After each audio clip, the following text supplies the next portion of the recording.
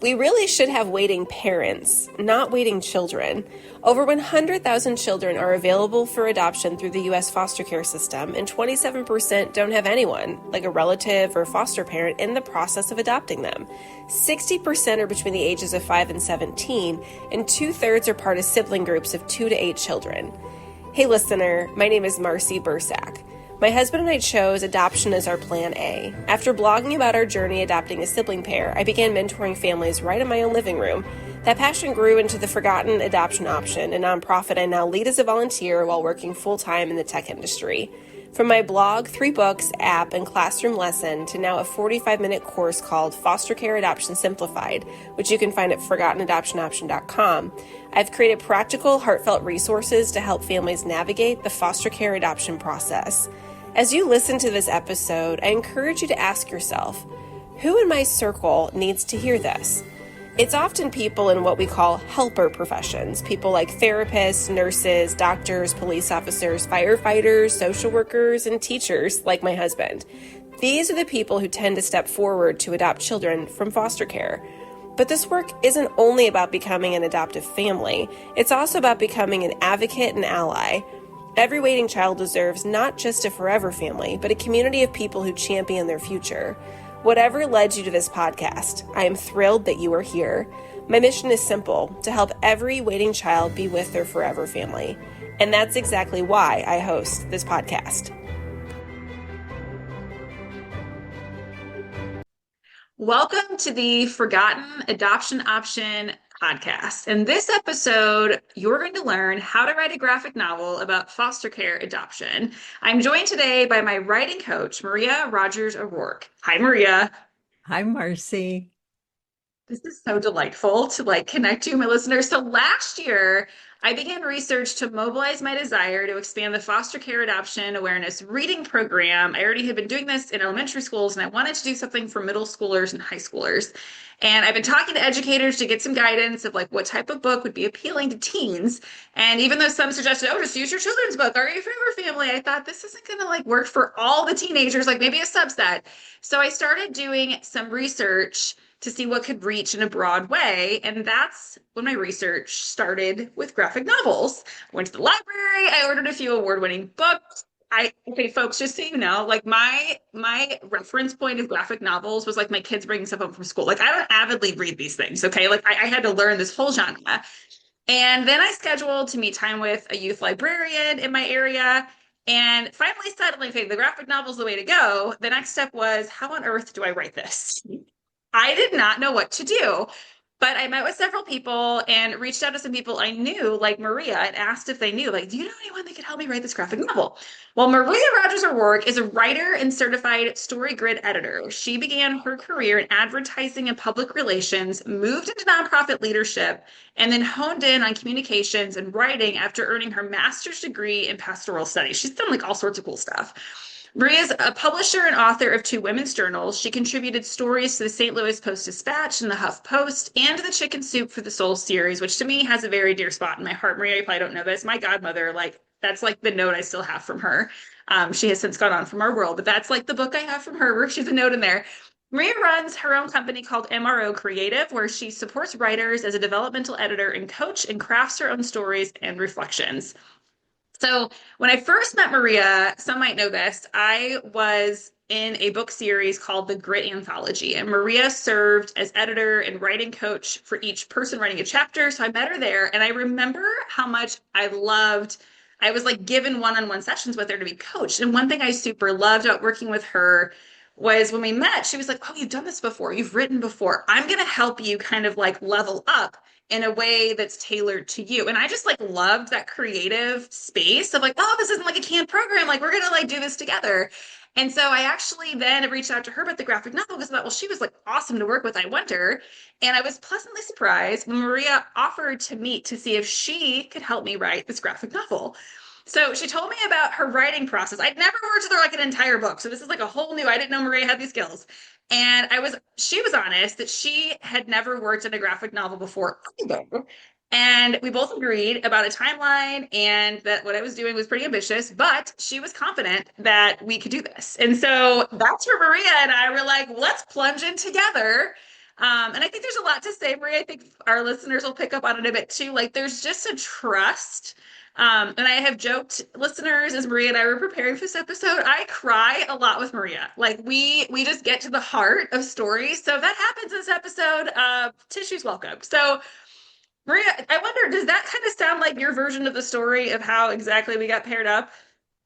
It does. That's exactly. And those anthology projects were a huge challenge because I had as many as 40 different contributors turning in their stories and their chapters. And when I read your first draft, it just leapt off the page because you talked about your experience in the pageant milieu arena, and then how you were connecting that into your advocacy and work for adoption and foster care children. And I was just, this woman is so creative. She's just pulling out the stops in service to this message and this mission. And so your story really stayed with me. And so when you reached out to me, because it's been it was at least a year or two since we Yeah. had worked together on that. And when you reached out, I'm like, oh yeah, Marcy, she did the beauty pageant, and that was all about being a part of the adoption world. And so I just thought that was so amazing. So it was really, it almost felt like we picked up where we left off, like as soon as we reconnected, we just ran with the next project. So Not of the story stuck with you. I'm like, here I am buying 5 inch heels because that's what you have to do. And it was it but like to me it was like such a therapeutic exercise to be able to write a chapter and like reflect on things. And I just remember my first draft, like just how you met it where it was, and like it came so naturally, Maria. And I think that's something that's so neat, listeners. If you're maybe ever thinking about writing something or have ever thought about writing something and you're thinking like I kind of don't actually know what to do, that's great because you don't need to know what to do. Just I think knowing what the heart of what you're doing is what I've learned in this graphic novel space too, that it's like I didn't know how to put the pieces together and how to write this like short screenplay, but I knew that I could trust Maria, and I knew that even though it was messy and I feel like I started over like multiple times, like it was okay because like that was part of the journey. And so as we explored working together, you used a term developmental editor, which was something I've only come to understand because I think in the traditional sense, like, oh, I need an editor, like someone that can red pen and capitalize letters and periods and commas. But for listeners, I want you to like know from Maria, like what is a developmental editor? Because this is like such an interesting niche. And so, Maria, can you help us understand that particular art? And then can you also explain how you ended up like in this creative space specifically? such a great question. And you're so right. When people think about writing, they most people just freeze up because they have these bad experiences from going through the education system and their English and grammar classes and their spelling classes and the red pen, like you said. And so when they think of editing, they think, oh, they're just going to point out everything that I did wrong.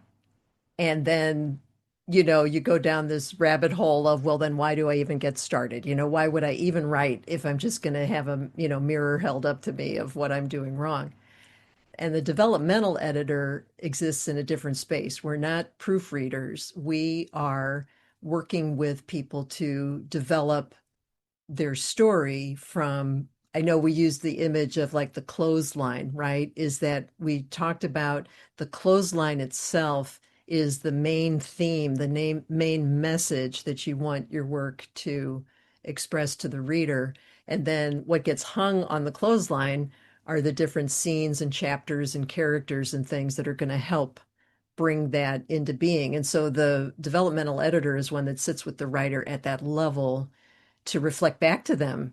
Here's what's working. Here's what's not. Here are some tools we can use to take your work and to elevate it, like your experience with the chapter, is that. And so it's really important to me in that space when I'm working with writers to help them feel that they can trust me because it is a very vulnerable thing to turn over your writing to someone and basically say, what do you think? And so it's really important to me that we have a space where it's understood that this is safe. This is not going to be a place where you are going to walk away feeling torn down, but a space where you can feel affirmed in what's working and given really clear feedback on how to improve the work where it needs that improvement. And again, with our commitment to what that through line is and to what we want the experience for the reader to be. And when you talk about ending up in this creative space, it really has been a journey. You mentioned the pieces that I went through in my bio and what my career path has been. And what I have loved all through that process is writing and creating and telling story. And um, and I do enjoy being in that space with the writer. And so I've taught at the collegiate level. I've done the developmental editing work that we've done together. Then, and in every space, every opportunity of that is an amazing opportunity to help honor that person's story and their message. And to me, that's just a really, really beautiful place to be with people. Me like as like the like person going through that journey. And I think for Maria, like I was oblivious that like this is like a thing. It makes a lot of sense, and I've loved being able to learn and be guided through it.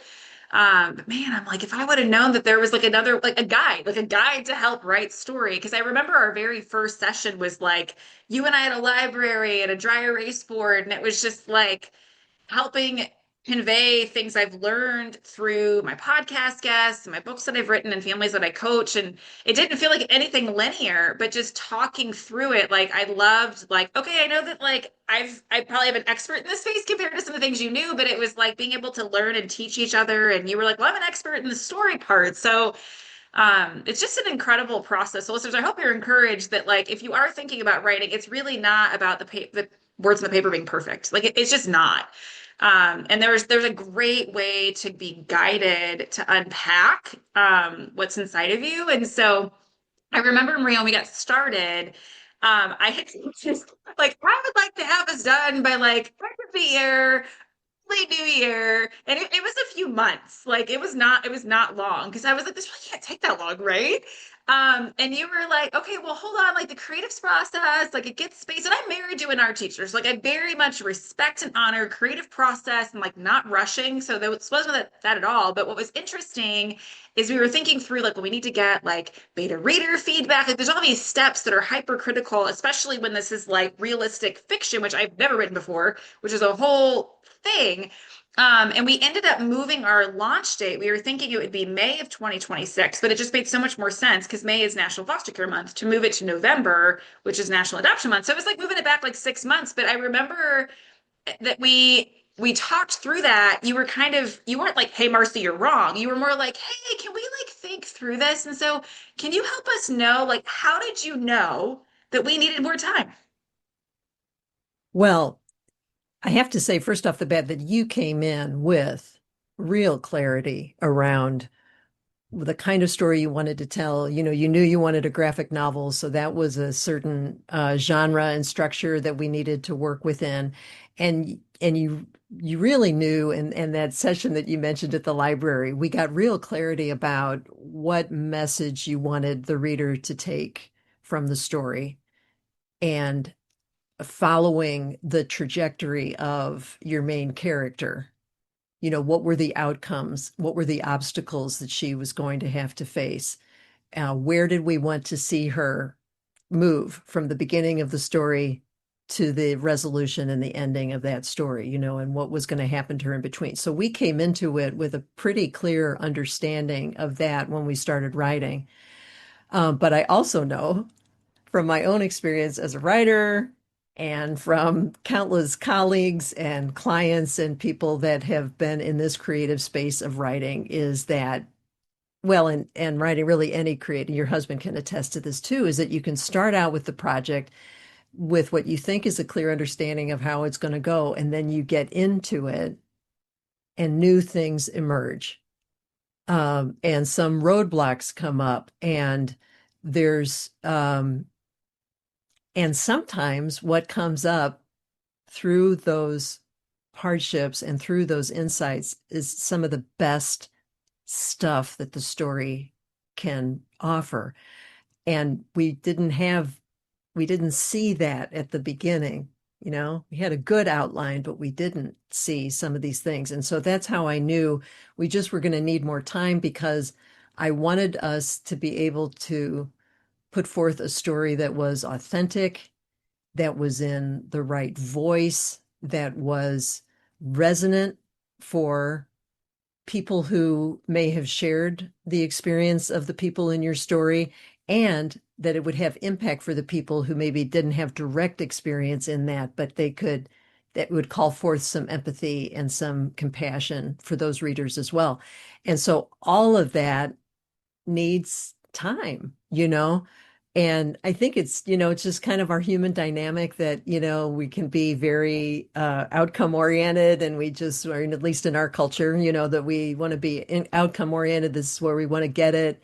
And we're just going to follow these steps. And it's never a linear process. It always has to go through some cycles.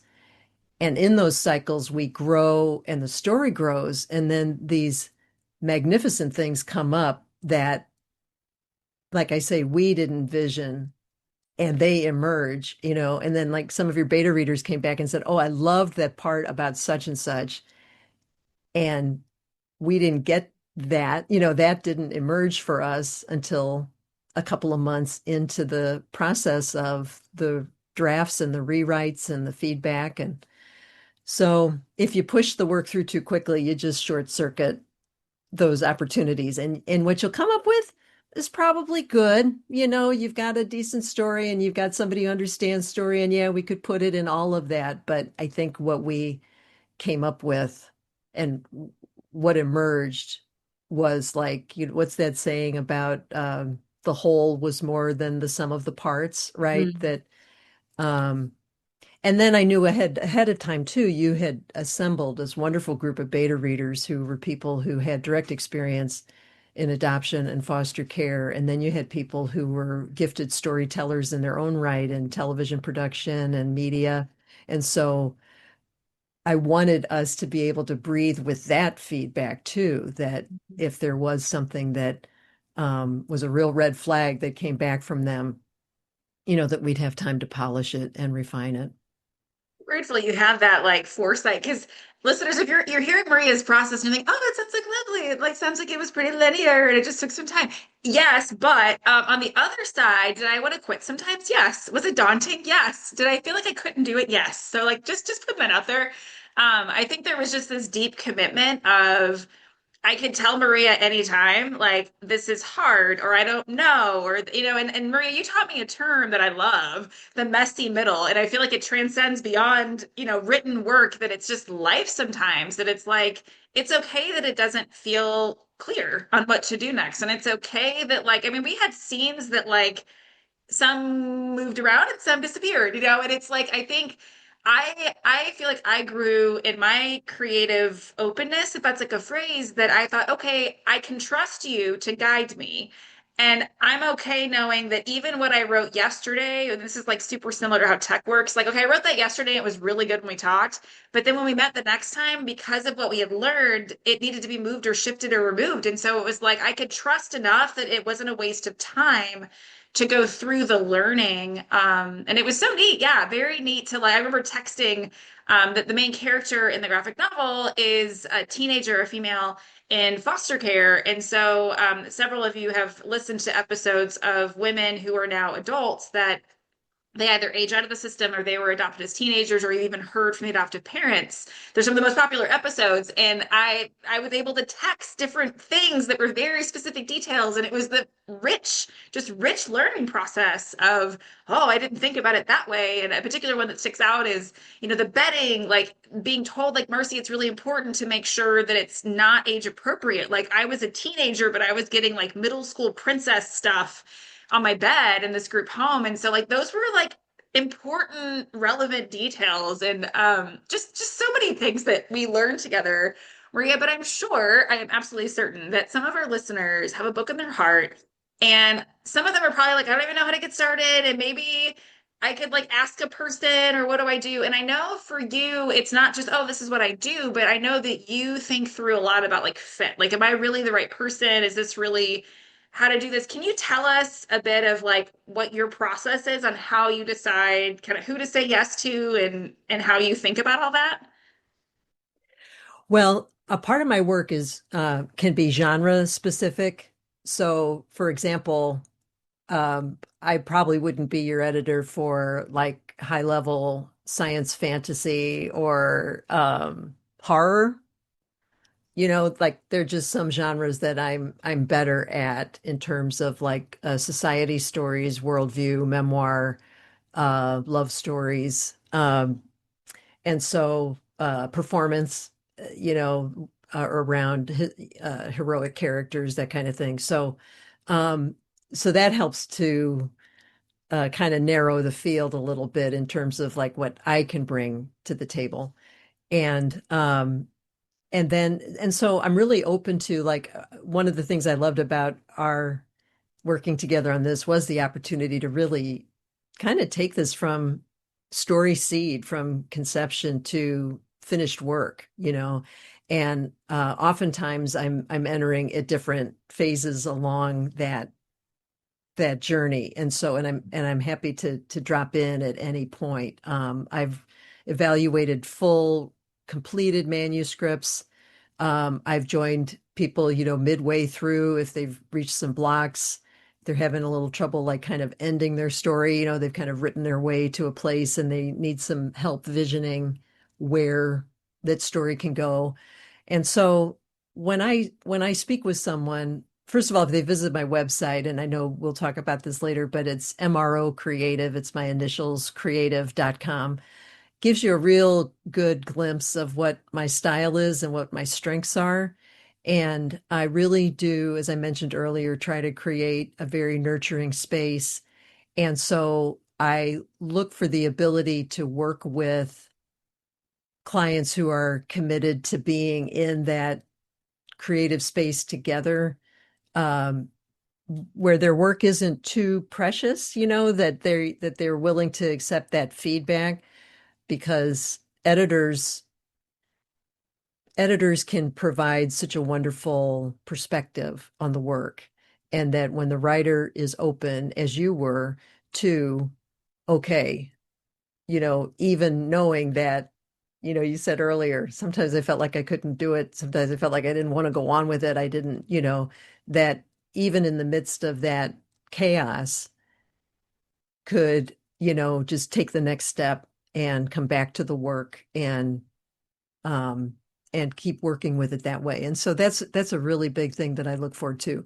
The other thing that I never will promise anybody is that we're going to write a bestseller together, because the publishing industry is just, you know, there are too many options for how you get a book into the world. And, you know, there are many variables that I can't control, but what I can help you control is putting a really solid, moving story out into the world that is promotable, that is workable, you know, that can find its life beyond your manuscript pages. So yeah, I mean, I just love to talk to people. I offer a free 30-minute consultation. And in fact, that's how we got started on this phase of our working together. Is I said, sure, let's just talk and see what's up.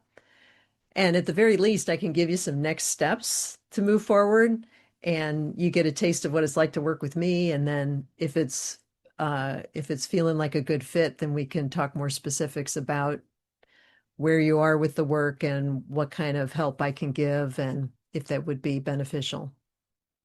Interesting, Rhea. I'm thinking back, like it's summertime as we're recording this, and I'm thinking, I think it was like summertime we met up at the library. That there's just something interesting about like what I know now that we've gone through this process together. And you're reminding me because you mentioned kind of this preciousness, and I would love to kind of expand on that. Like you mentioned, like, could you be open to being guided and changing things? And I'm thinking again, it's a pageantry skill. Like I had to opt in to being coachable and like receiving feedback because I knew that like I didn't know where I was going with the story. I just knew that I wanted the story. I wanted to be able to reach this other giant portion of students. But at the same time, it's an interesting dialogue back and forth, Maria, to invite you in. And so I'm curious if you could kind of dive, like if listeners are thinking, how do I know my story is not precious or I'm okay learning? Are there things that they can be doing like mentally with themselves or kind of preparing their mindset to be open to coaching? I think one of the first most important questions is, who are you writing for? Mm. You know, who is your ideal reader? And what is the message and how do you want them to feel? You know, those were some of the very first questions that you and I looked at is, you know, when they put that story down, how do you want them to feel, or what are some of the feelings you want them to have over the course of that? And then what's the takeaway? You know, we use the term controlling idea, you know, like what's the main thing that you'd like your reader to take from your story?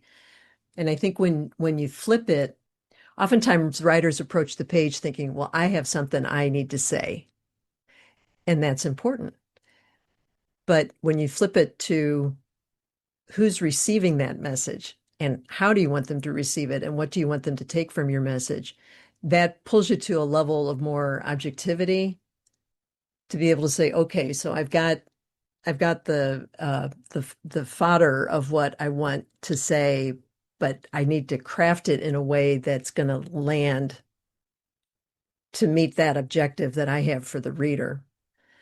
And so that to me is like one of the first things. And so when I say precious, it's like that's where, you know, I've encountered writers who are so wedded to the language that they've chosen and to the arc of a character. And if we can't kind of look at that more objectively, then okay, keep writing. But you know, I don't know if, you know, you need to be able to take that kind of feedback. And I had a recent client who had written a really beautiful story, and it was a crime story, as a matter of fact. And I used a format that I've learned in my editing training to kind of run that story through that lens and through that filter. And he uh, took the lead, you know, took the guidance very well and reworked it. And when he resubmitted that manuscript, he got a publishing contract. And so like he had already been shopping the manuscript, so it was finished and it was good, but we just took it up a notch together, you know, and it's still his work, it's still his vision, but it just, um, you know, provided a really lovely framework and helpful framework. And so, even someone who was as accomplished as he is in terms of storytelling, and he had published books previously. And so, um, it was great to work with someone who had that bit of like humility and understanding that the objectivity of the editor could help him improve his work. Really where this all is. It's like, hi, I have an idea. How do I massage it? So there's other terms in this space that you've taught me. So I mentioned messy middle a little bit ago. And then you also taught me sacred trust. And I don't know that we covered sacred trust when I wrote a chapter with you, because maybe there was just a little less to work. I don't know. Like this was like a whole like Maria, my heart is coming out on paper. And I think even the time when you asked me those questions about like who is this for and what do you want the reader to feel, like I'm pretty sure that was the very first time I cried with you because it was just like like I just this is what I know is there. And so I wonder if you could explain to our listeners like what is sacred trust and maybe you want to touch a little bit more on this like weird messy middle that's actually really great because you reminded me as we wrote another book together recently. How messy middle actually is familiar now. So I'm like, oh, I know to look for it. It's actually not a negative at all. Yes, yes, exactly. Thank you. Well, I can't take credit for the term messy middle. I'm not sure where that originated, but it is definitely used in editing and storytelling circles, just, you know, and it really is not even just limited to writers, but anybody who is in creating something new. There's always that space of, boy, I didn't think this was going to happen, or, you know, which we talked about earlier about what we went through on our timeline. So Yeah, but I may have come up with sacred trust, but I don't need to claim that either, but it definitely comes from my heart because what I mean by that is at our most fundamental level as human beings, we are wired for story. Story is how we connect with each other. Story is how we give each other advice, guidance, how we find our home. You know, you have shared your story and you've heard countless stories of people in the adoption arena, and it's powerful. And that's when I say it's sacred because in crafting a story, it's really a responsibility. It's an important responsibility because the impact you will have on your readers, um, they open themselves to that story. They're going to assimilate what you have to say on some level, or they might reject it, or, you know, everyone is going to have their own experience relative to a story. But in telling a story, you create a space where that person is potentially going to be changed, you know, transformed, just as we plotted out and brought into being a transformational arc for your main character. The reader hopefully is going to be transformed by your story as well. And so it is a sacred trust that in crafting the story and delivering a certain message to the reader, we're helping to form that reader. And I personally want to be about telling stories that are good and true and beautiful that elevate the reader. And that to me is a sacred trust. You can take credit for the coining the term. There's yeah, and I know that we went through that together because at some level it felt like we were sharing the love of the people in the story together. And to me, that was just such a sweet space to be in because it was like, okay, I realize we're coming from this from very different backgrounds, but you genuinely care so much about the outcome of what's going on in the story. And then at the same time, I feel like there was just like I mentioned earlier, just this deeper level of like, I don't actually know these details about group home life, and I don't know some of these other specifics around things. And some of it I did know, and I shared with you. And I'm curious from your own kind of journey, Maria, because this was not like an area of like niche for you. You weren't like, I work in foster care adoption. I totally know all the data.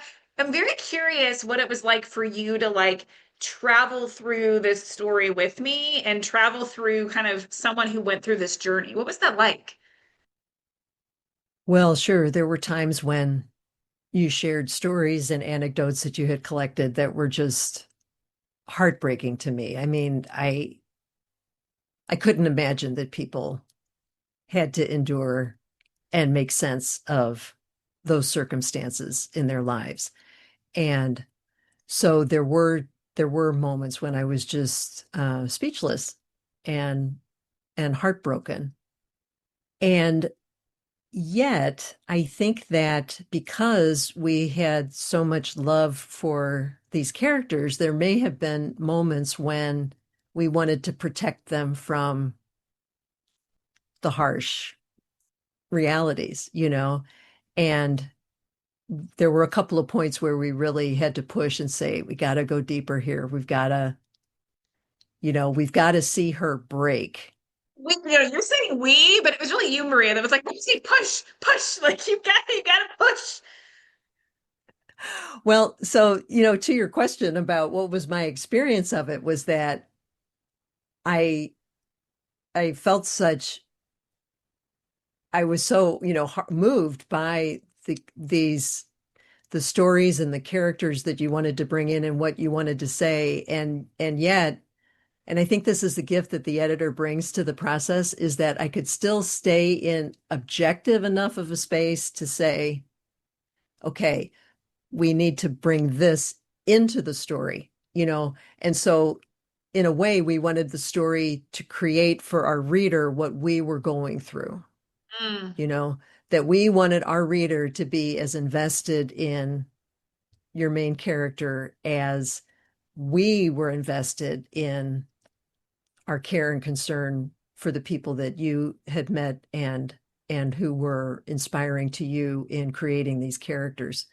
So that to me is part of I was grateful to be in that space for you, that you were bringing this marvelous story into the world and you had real life anecdotes and stories that were informing how you wanted to tell this story, and that I could stand in that space with you to like bring all of that in and say, okay, now this is so beautiful, and how can we um, use our tools to bring that impact to your readers? Because by experiencing that story at that level, that's part of the advocacy work, right? And that brings us Yeah. back to my point about the sacred trust and the story, right? That as soon as that human connection is made, then that transforms the reader and they see this in a different way. And that's where we wanted to be, right? We wanted that story to be that. And then in creating that story, we had to walk through those painful moments with her, and we got to celebrate with her when we saw how she grew, when we saw the choices that she was able to make. And so we had laid that groundwork for her in order to bring her to the outcome that we wanted to be authentic and realistic and meaningful for our readers. So, listeners, if you have been part of an audience where I've spoken, I do a lot of my other books are considered prescriptive nonfiction. So I'm like explaining and teaching. And what was really interesting to me in working with Maria on a graphic novel is that teaching no longer had words like that to give you the emotion and to show you things. Some of it was just depicted in the scene, and sometimes it was dialogue going on, and sometimes it was like props they were holding. And so this was so different than anything I've ever done. But I am so grateful I found Maria and was able to figure out like how do I translate what's in my heart. And I'd love Maria to kind of give our listeners kind of a glimpse of how our calls would go, because I would have some homework and I would kind of work on some things. And we didn't really work on like part one, two, three, four of the book. Sometimes it was like, okay, page two and page like 22. And it was like spotty, but that's where the work needed to be done. And sometimes there's stuff in the middle that was very tangled, but we just leave it. And I loved learning like it's okay to leave a mess in the middle or wherever it was in the book. But to me, our feedback calls, they had action steps and there were some like touch points on the feedback. But I'm curious, how did you prepare for our calls? And I mean, somehow you had this like overarching milestone in mind that guided us, and somehow we held to a timeline. But I just like got on the boat, Maria, with you and trusted you. So I'm very curious, like what that was like from your point of view. Well, I described myself as a muller. I like to mull things over, right? We did talk about that. And so um, the way I like to approach it is that um, when I get the draft a few days or a week before our meeting, I'd read it and attend to how I was responding to it as a reader, not as an editor, but just as a reader. And so I would make notes of something that I thought that moved me. I made notes of dialogue that didn't ring true. If I was amused or bored, or if I found myself really lost in the story, I had a writing coach once who asked a really wonderful question. She said, "Pay attention to when you're in scene and when you're out of scene, and like when you literally are aware that you're reading." Like the storyteller has lost you, right? And so that's what I like to do on the first pass, is to just kind of respond, react to the piece. Then I walk away from it. And as I'm in that mulling phase, that's when my editor cap comes on. And I'm like, all right, okay, now that, I got lost in this section. How can we rework that? And so I have some really wonderful tools that I've developed and that I learned through the StoryGrid methodology that are just really fundamentals around structure, scene structures, and the movement that we want to see within a scene. And so that was one of the things we did, was we plotted out, here's how the story's going, here's how it feels, and if we're not seeing enough movement in the story, that's where we're going to lose our reader, right? And so that was how I would prepare for our calls, was reading it first as a reader, then putting my editor cap on and using these tools to help you understand, okay, here's where it's working, here's where we need more work. We need to, um, like we talked a lot about what were the essential scenes that we absolutely had to be on the ground in the scene with our character. And then what were the others that, like from a graphic novel standpoint, that like just one or two images could move the story forward without having those story, you know, really hammered out in the dialogue and in a way that you would need to in a long form prose novel, you know. So so that was how I would approach it, was coming prepared into our calls in that way. And um it was such a joy to work with you because you clearly had zoomed in on the detail of the work that you were doing, and then you were able to zoom back out with me and allow me to say, here's where it's working, here's where we've got to roll up our sleeves and rework it. And again, pointing back to kind of our North Star of what we had agreed to in the beginning about how we wanted to see the character arc go.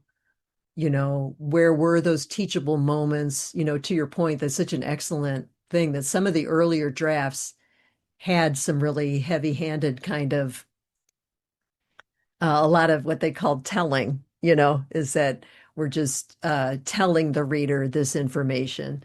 But in the world of fiction, you want to be able to show as much as you possibly can. And so we were able to build out from that. So I hope I answered your question on Uh, Your what the perspective is approach so was. interesting, Maria, because for me, I remember there were moments that we would work on a particular section and it like got to where it was supposed to be, and I'd be like, yes.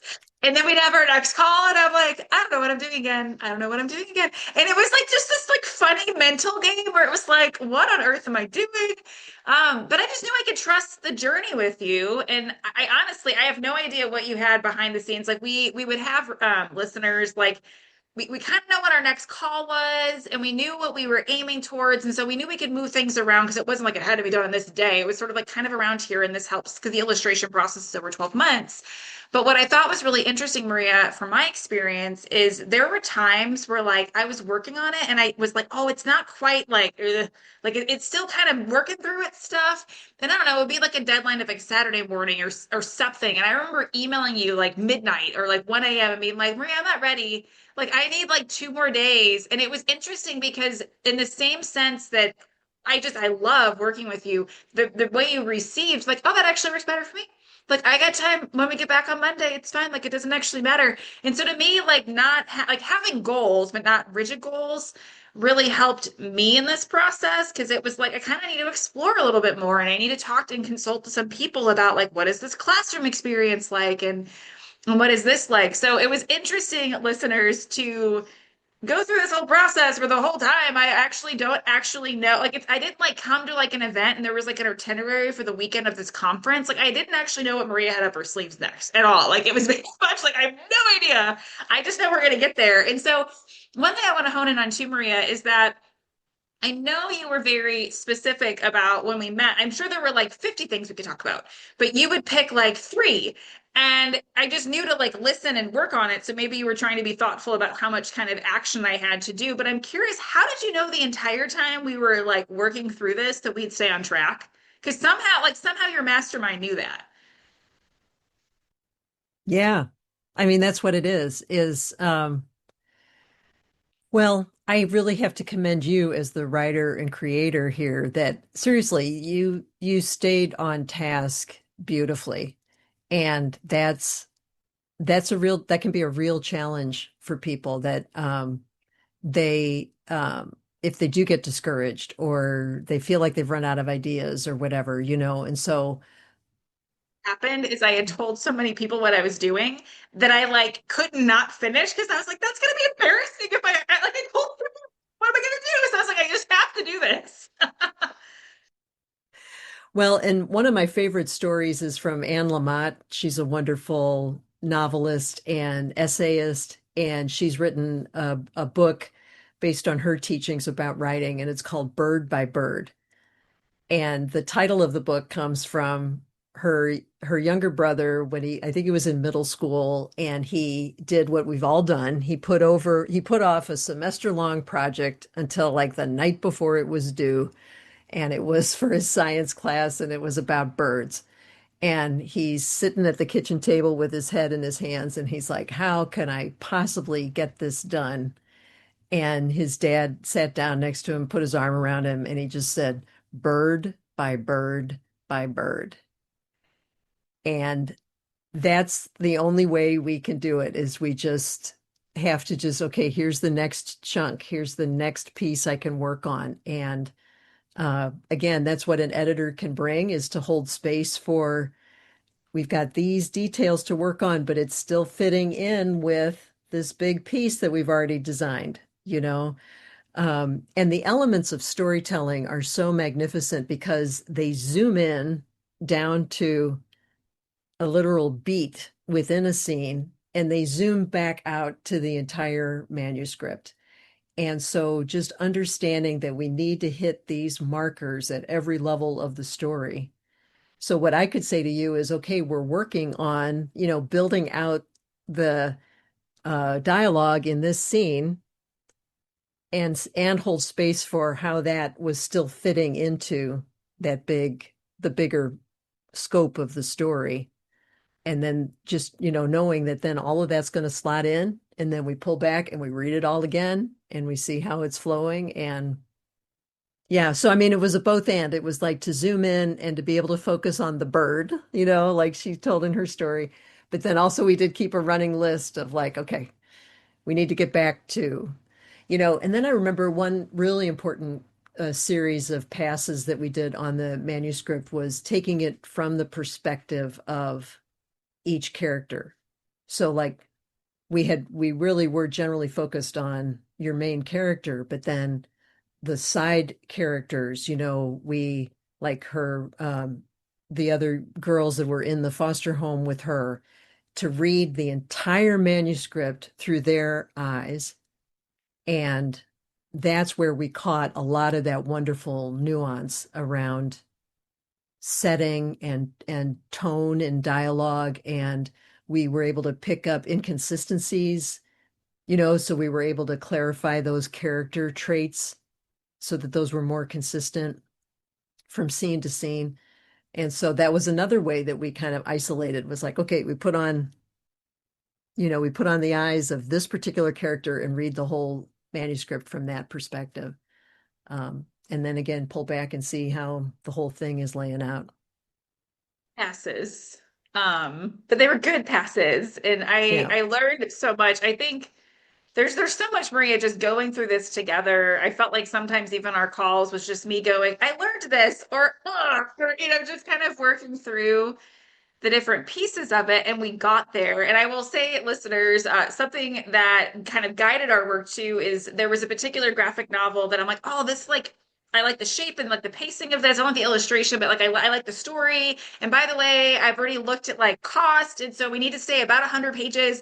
And so we had these like parameters sort of around us that were interesting, because then how do you tell the story when you know how kind of longish it's going to be? And so there were some budget pieces around that. And Maria was so great. But what's really cool, listeners, to close, I want to share with you, Maria is going to continue partnering with me through the illustration phase of the graphic novel, which I think is the coolest thing, because not only did we get to write this beautiful story together, but now seeing it like literally come visually to life is something we continue, which I'm like, please, Maria, come with me, come and help me see this through. So what will your focus be on now, Maria, as we work through illustration?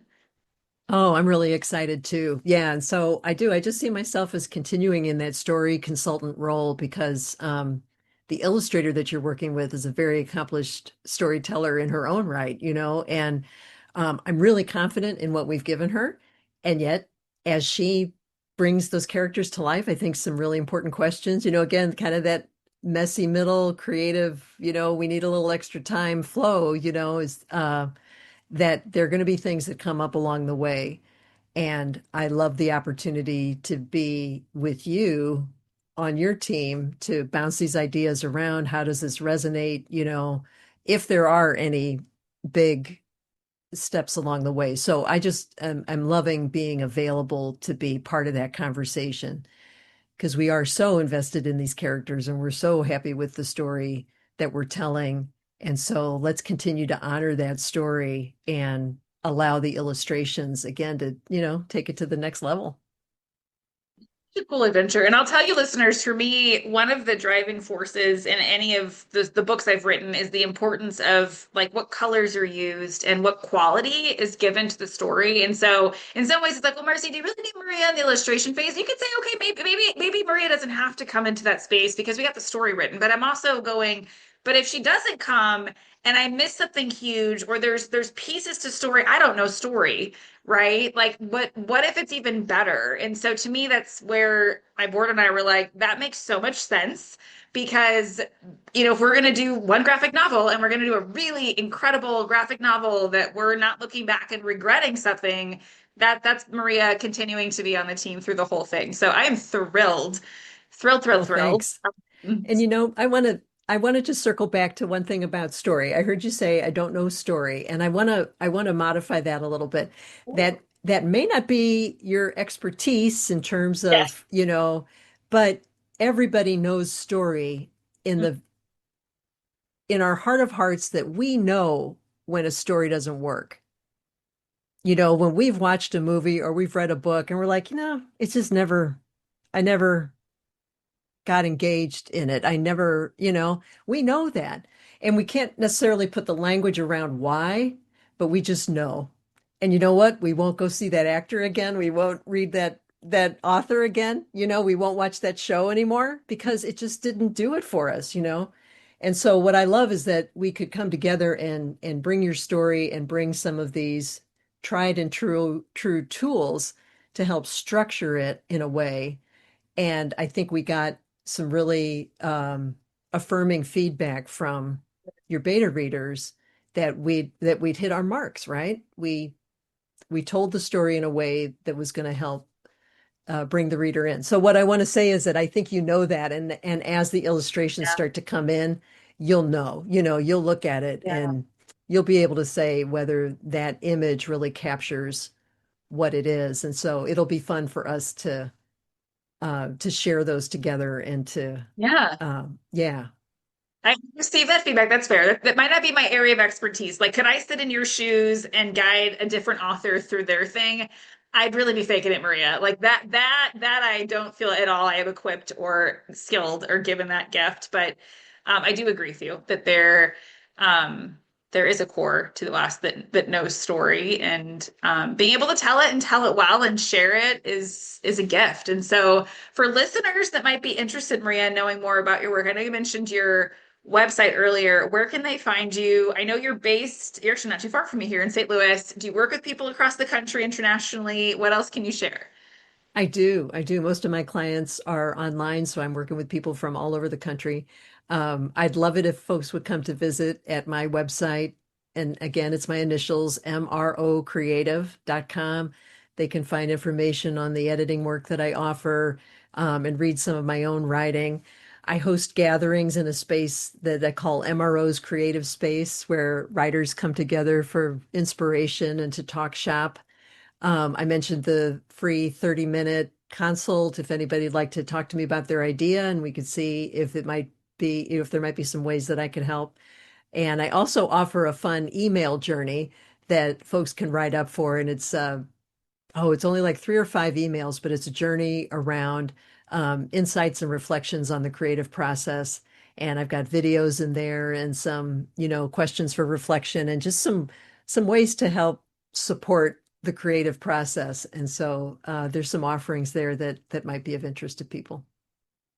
gift. This is so cool. I love being able to share you with my listeners. I hope listeners that you have peeked into a whole different space. And I think what's so beautiful about the advocacy work that you all are part of by being a listener is that, it's really adoption isn't for all of us, right? Like Maria may or may not ever adopt one day, but man, like she's used her skills and her passion and her heart in such a meaningful way in this space. And so I hope that you have listened to this episode and been encouraged of like, wow, like there's really a way that all of us can be part of the impact and helping kids that are in foster care. So Maria, thank you so much for joining us and sharing a little bit more about your expertise. Totally my pleasure, Marcy. Thanks so much for the invitation. Thank you so much for spending time with us. It truly matters that you listen today, because by tuning in, you're opening your heart to the stories of children in foster care, sparking empathy and starting to see how your unique role, whether as a friend, advocate, or even as a future adoptive parent, can bring hope and belonging to a child or sibling group that is waiting. I also want to personally invite you to reach out to me to ask anything that's on your heart. I promise no judgment. You can find me on Facebook, LinkedIn, and Instagram, and I mean it when I say you can ask anything. I know it can feel awkward to ask questions publicly, and that's why I carve out time during my lunch hour and evenings while my kids and husband are at martial arts to mentor others one-on-one. Your questions matter, your curiosity matters, and most importantly, the role you are playing in helping children in foster care matters.